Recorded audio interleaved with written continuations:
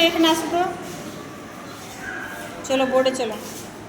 দাঁড়াও দাঁড়াও, আগে দেখো, দাঁড়াও বলতে চলো। এই যে সাইডে কি লেখা আছে এখানে, ফাঁকা ঘরে সঠিক সংখ্যা লেখো। অঙ্কটা দেওয়া আছে, পড়ো তো কি আছে।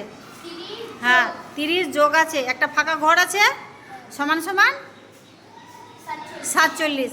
30-এর সঙ্গে কত যোগ করলে আমরা 47 পাবো এটা বলেছে। এটা আমরা মাথাতে খেলাতে পারবো কি তাড়াতাড়ি? পারবো না। আর তাছাড়া আমরা যদি 30-এর পর থেকে করে গুনি 47 অবধি, করে কি গুনে পাওয়া যাবে? কারণ একটা আঙুলে কটা কর আছে টোটাল? 4টে কর আছে। আর 5টা আঙুলে টোটাল কটা আছে? 20টা। আর 47 আছে এখানে, 47 আছে তো হবে, কিন্তু একটু দীর্ঘ লম্বা হয়ে যাবে, 17টা ঘর গুনতে হবে।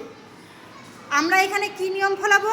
করে গুনবো না আমরা। এই যে 47 আছে, লেখো 47 লেখো। 47কে নিচে 30 বিয়োগ করো, 47 থেকে 30 বিয়োগ করলেই উত্তর পেয়ে যাব। কত তাহলে পাওয়া গেল? লেখো ফাঁকা করে 17। আমরা পরে গুনবো না, কারণ এটা ছোট সংখ্যা নয়, বড় সংখ্যা। 30-এর পর থেকে গুনলে অনেক গুনতে হবে, ওই জন্য আমরা রাপে বিয়োগ করে নিব। এটা থেকে ওটা বিয়োগ করলেই বেরিয়ে যাবে উত্তর থেকে। ওই প্রথমটা বিয়োগ করলেই ফাঁকা ঘরে মানে কত 30-এর সঙ্গে যোগ সেটা বেরিয়ে যাবে। তাহলে 30-এর সঙ্গে 17 যোগ করলেই উত্তর পেয়ে গেলাম 47। এভাবে বিয়োগ করে পাওয়া যায়, মনে থাকবে। এই টাইপের অঙ্ক কিন্তু আসে পরীক্ষায়।